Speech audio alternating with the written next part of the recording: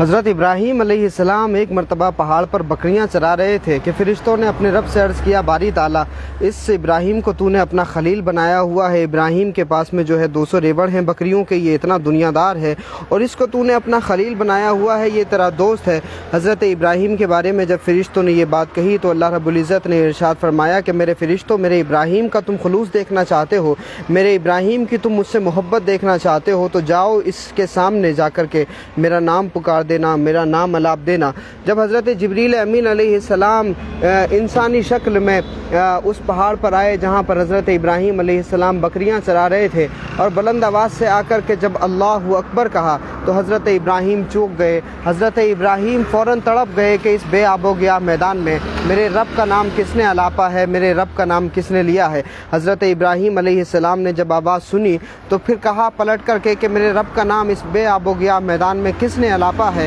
تو حضرت جبریل امین کہتے ہیں کہ میں نے آپ کے رب کا نام لیا ہے۔ تو حضرت ابراہیم علیہ السلام نے ارشاد فرمایا کہ ایک مرتبہ اور میرے رب کا نام لے دو، تو حضرت جبریل امین کہتے ہیں، انسانی شکل میں حضرت جبریل امین کہتے ہیں کہ یہ تو میں نے اپنی مرضی سے لیا تھا، اگر آپ کے کہنے پر آپ کی مرضی سے لے لوں تو آپ مجھے کیا دیں گے؟ حضرت ابراہیم علیہ السلام نے کہا کہ میرے پاس 400 ریوڑ ہیں بکریوں کے،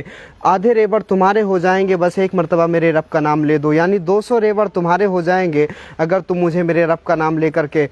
جو ہے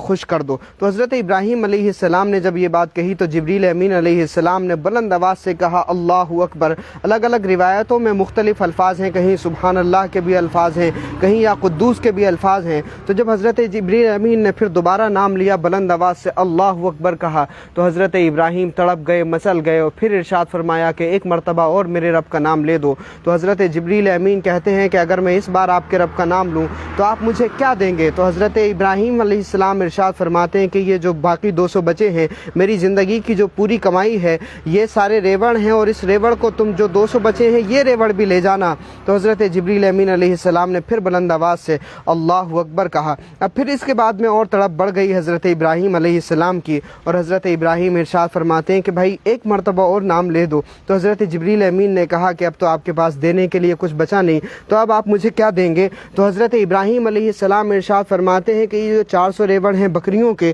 ان کو چرانے کے لیے تمہیں چرواہے کی بھی ضرورت پڑے گی، تو مجھے تم چرواہا بنا کے لے جانا، میں تمہیں سب کچھ دینے کے لیے تیار ہوں، مجھے چرواہا بنا کے لے جانا۔ تو جب یہ بات حضرت جبریل امین علیہ السلام نے سنی تو دوڑے اپنے رب کی طرف اور عرض کیا کہ باری تعالیٰ تجھے اپنا خلیل بنانا، اس ابراہیم کو اپنا خلیل بنانا واقعی تیرے حق کا فیصلہ ہے۔ تو حضرت ابراہیم علیہ السلام نے اپنے رب کا نام سننے کے لیے، صرف اپنے رب کا نام سننے کے لیے اپنی زندگی کی ساری دولت قربان کر دی، اور حضرت جبریل امین علیہ السلام کو اس محبت پر رشک ہوا۔ دنیا میں بہت سارے مال و اسباب ہیں، ہمارا جو دین ہے وہ مال کمانے کو منع نہیں کرتا، لیکن مال سے جو محبت ہے، دنیا کی جو محبت ہے، اس کو دل میں رکھنے سے منع کرتا ہے۔ یعنی آدمی کمائے، مال و دولت کمائے، حلال طریقے سے کمائے، جتنا چاہے پیسہ اکٹھا کرے، لیکن اس پیسے سے بندگان خدا کی خدمت کرے، اس پیسے سے لوگوں کا کام کرے، اس پیسے سے لوگوں کے بھلے کے کام آئے، اس پیسے سے لوگوں کی مدد کرے، اس سامان سے، یا وہ جو آسائشیں ہیں، یا جو وہ اللہ رب العزت نے اس کو دولت عطا کی ہے، اس دولت سے وہ بندگان خدا کی خدمت کرے۔ ہمارا اسلام اس کا تقاضا کرتا ہے، اسی لیے نمازوں کے ساتھ میں زکوٰۃ کا حکم دیا گیا کہ جتنی بھی اشیاء ہیں دنیا کی آپ حاصل کریں، لیکن اس کی محبت اپنے دلوں میں نہ بٹھائیں، جس طرح سے حضرت ابراہیم علیہ السلام کے واقعے میں ہمیں یہ ملتا ہے کہ اللہ کی محبت ایسی کہ جب حضرت جبریل امین نے انسانی شکل میں ان سے کہا کہ اگر میں آپ کے رب کا نام آپ کی خواہش پر لے دوں تو آپ مجھے کیا دیں گے، تو حضرت ابراہیم علیہ السلام نے رب کی محبت میں ساری دولت قربان کر دی۔ تو ہمیں اس طرح کی محبت کی ضرورت ہے کہ ہمارے رب سے، ہمارے اللہ سے ہمیں ایسی محبت ہو کہ اگر رب کے نام پر قربان کرنے کی بات آ جائے، رب کے نام پر کچھ دینے کی بات آ جائے، تو وہ لالچ دنیا کا، وہ لالچ مال کا، وہ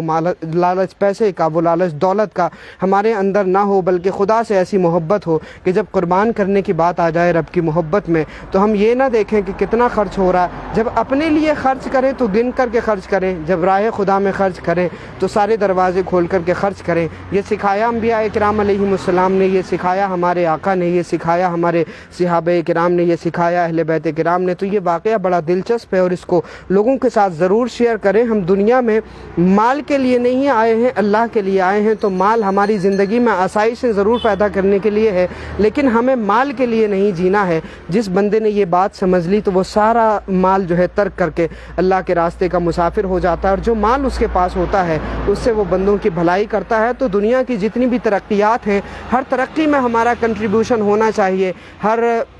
तामीर में हमारा हाथ होना चाहिए। लेकिन हमें ये भी देखना है कि दुनिया में चाहे हम जितनी तरक्की कर लें, लेकिन हमें लौटना है अपने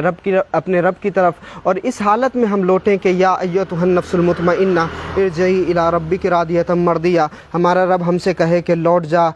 हमारी तरफ इस हाल में कि हम तुझसे राज़ी हों और तू हमसे राज़ी हो। तो इस तरह के तसव्वुर के साथ में हमें अपनी ज़िंदगी को गुजारना चाहिए। और जो बंदे इस तसव्वुर के साथ अपनी ज़िंदगी को गुजारते हैं, अल्लाह रब्बुल इज़्ज़त उनकी ज़िंदगी को कामयाब ज़िंदगी बना देता है, और उन्हीं ज़िंदगियों पर हम रश करते हैं। और ये वही ज़िंदगियां हैं कि जो अपने दुनिया से रुखसती के बाद भी कभी नहीं मरती। बहुत शुक्रिया, ज़रूर आपको ये बात समझ में आई होगी, और इस तमाम वाक़े को लोगों के साथ आप ज़रूर शेयर करें। बहुत शुक्रिया।